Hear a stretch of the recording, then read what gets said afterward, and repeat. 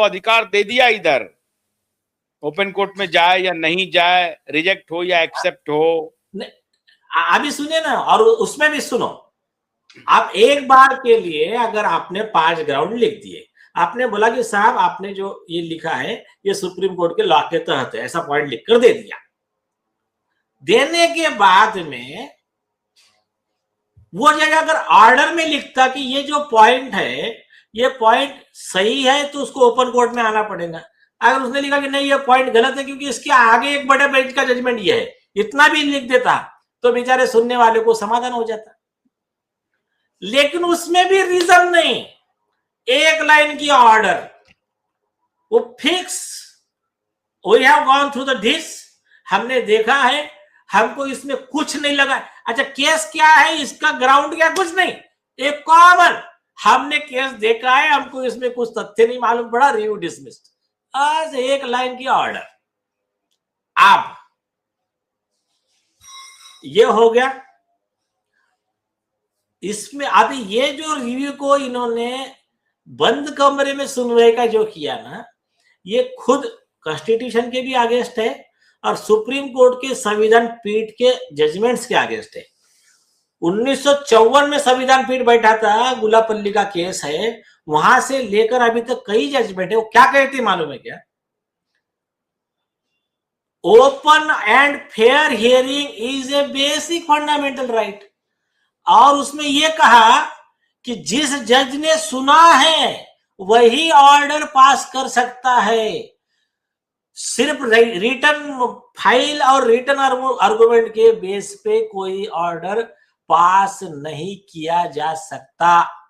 क्योंकि जब oral hearing होती है, ओरल हियरिंग के समय जज कुछ डाउट पूछता है तो हियरिंग करने वाला वकील या पार्टी जज को समझा कर बता सकती है कि आपका ये जो डाउट है इसका जवाब ये है। तो उन्होंने कहा oral hearing has no substitute, written argument is no substitute to oral hearing. ये लॉ बनाया हुआ है देश का।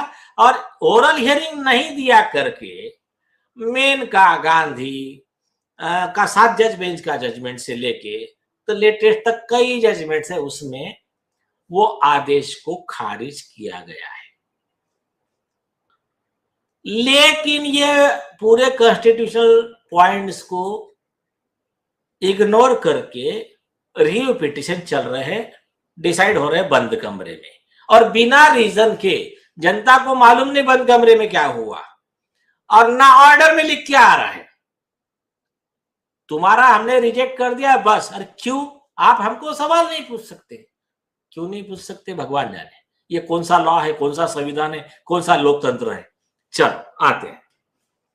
अच्छा खुद सुप्रीम कोर्ट के जजमेंट के खिलाफ है नहीं, चलो आते, कोई बात नहीं। ये किसी को दिखा नहीं है। तुम्हारे लॉ मिनिस्टर बन गए थे, तुम्हारे अभिषेक मनु सिंह भी हो गया, चिदम्बरम हो गया, किसी के ख्याल में नहीं आया कि ये इनजस्टिस दूर करने का, क्योंकि उनके काम हो रहे थे, बड़े लोगों के काम हो रहे थे।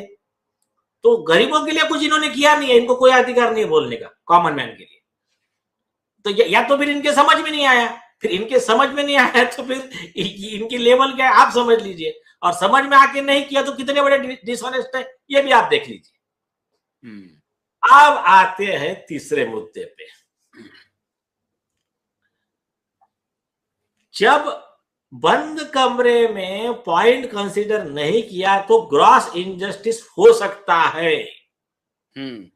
ये बात को कंसीडर किया और 5 जज बेंच ने 2014 में एक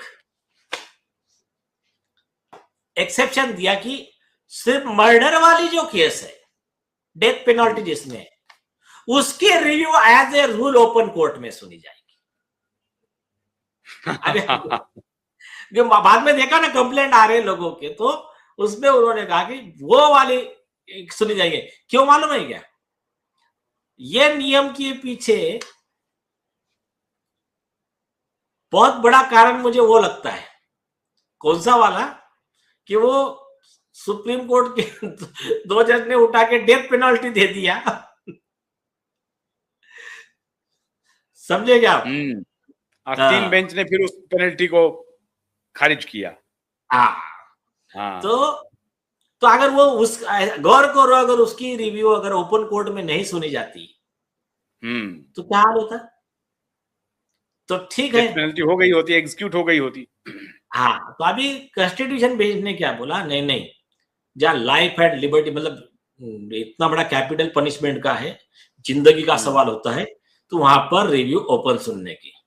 अब इसी पॉइंट पे हमने पकड़ा, हमने कहा कि ठीक है, आप लाइफ लिबर्टी की बात कर रहे हैं ना, सुप्रीम कोर्ट का किरण बेदी का जजमेंट है, जो राइटस पर्सन है, मतलब पर्सन विथ ऑनर वाला है, उसके लिए उसकी जो बदनामी होती ना, वो मौत से भी बदतर है उसके लिए।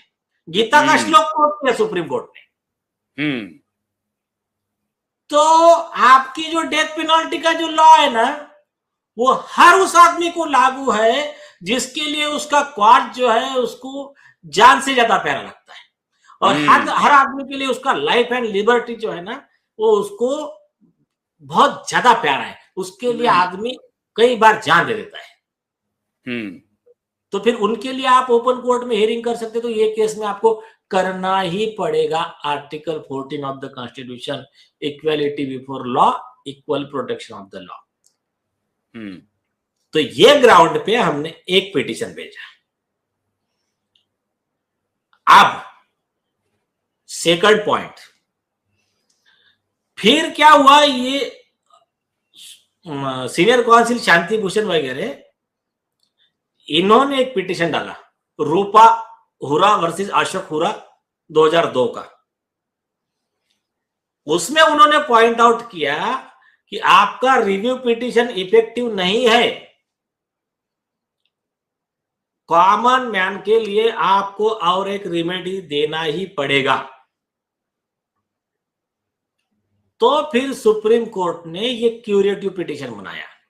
उन्होंने कहा कि हाँ, ये पॉसिबिलिटी है कि रिव्यू पिटीशन में भी गलत ऑर्डर हो सकते हैं। इसलिए सुप्रीम कोर्ट ने एक कदम अच्छा आगे बढ़ाया और कॉन्स्टिट्यूशन बेंच था, उन्होंने बोला क्यूरेटिव पिटीशन। अब क्यूरेटिव पिटीशन का टेक्निकल आप थोड़ा समझ लीजिए, कॉमन मैन को नहीं समझ में आता है। वो क्या होता है कि सपोज 2 जज बेंच है, 2 जज बेंच ने किसी का एक रिव्यू पिटीशन खारिज कर दिया, उसके ग्राउंड नहीं लिया, तो अगर वो क्यूरेटिव पिटीशन फाइल करेगा तो सीनियर मोस्ट 3 जजेस, चीफ जस्टिस ऑफ इंडिया और 2 सीनियर मोस्ट जजेस, वो 3 जज और ये 2 जज, ऐसा मिलके 5 जज के बेंच के पास में मैटर जाएगा। ओह अच्छा, वो दोनों जज रहेंगे इसमें, रहेंगे। अगर रिटायर्ड ऑर्डर किया है जिसके खिलाफ रिवीजन, मतलब रिवीजन, जिसने रिवीजन पे रिव्यू पिटीशन को खारिज किया है, उन दोनों को भी उस बेंच में रखना अनिवार्य है। हाँ, ये मैटर ऑफ रूल बन गया।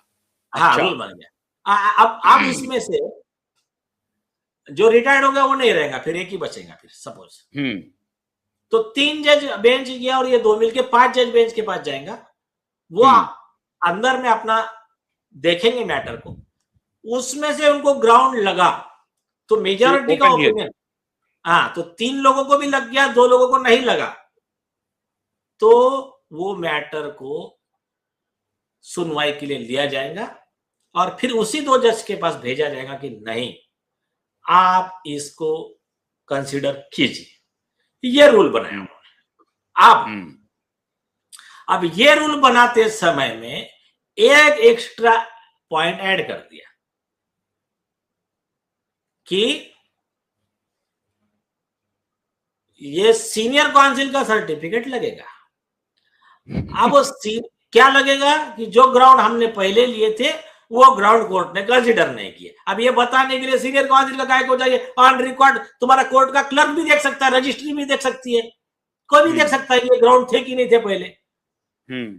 और दूसरी चीज, वो आदमी एफिडेविट दे रहा है ना, जो पिटीशन फाइल कर रहा है वो आदमी एफिडेविट दे रहा है, और उसमें आपको अधिकार है, उसी जजमेंट में लिखा है कि अगर उसकी बात अगर गलत पाई जाती है, फ्रिवोलस पाई जाती है, तो उसके ऊपर कॉस्ट इंपोज कर सकता है कोर्ट। आप कॉस्ट इंपोज करो, झूठा एफिडेविट दिया तो परजुरी 7 साल की जेल दो उसको, लेकिन कंडीशन आप नहीं डाल सकते, क्योंकि ये कंडीशन असंवैधानिक है, ये फंडामेंटल राइट का वायलेशन है। गरीब आदमी को आप कोर्ट में आने से नहीं रोक सकते। और आप हिस्ट्री चेक कर लो, एक भी गरीब आदमी बेचारा क्यूरेटिव पिटीशन फाइल नहीं कर पाया है पिछले 24 साल में। जब से बना है ना। अब इस पीआईएल पे आइए। हाँ, तो अभी ये सारे मुद्दों को लेकर पत्र लिखे गए माननीय हमारे सीजीआई सूर्यकांत जी के पास। तो सूर्यकांत जी ने ये जो 2 पत्रों को PIL-E में रजिस्टर करवाया है। PIL-E यानी एपिस्टल मतलब लेटर PIL, लेटर पिटीशन। जो लेटर को कोर्ट कंसिडर करता है उसको PIL ब्रैकेट में ही कहते हैं। तो ये अच्छा। इसमें रजिस्टर हाँ करवाया, उसका मैसेज आया। इसमें सुनेगा मैंने वो अपील कौन करेगा? जो उसने पत्र लिखा है उसको अपीयर होना पड़ेगा। सुनिए उसमें क्या होता है मामला, अभी प्राइमा फैसी ये कंसिडरेशन में पाई गई। आप क्या होता है, इसको अभी PIL नंबर मिला है, उसके बाद में सीजीआई द्वारा नॉमिनेटेड कोई जज या सीजीआई खुद उसको फिर से एक बार देखकर फिर उस पर ऑर्डर करता है, तब इसको रीट पिटीशन नंबर लगता है। या फिर PIL नंबर दिया जाएगा जो भी एक्स्ट्रा देना है, या मेरे ख्याल से इसी नंबर पे, मतलब उसमें इस बारे में सुप्रीम कोर्ट के रूल ऐसी कोई कंफर्म नहीं है।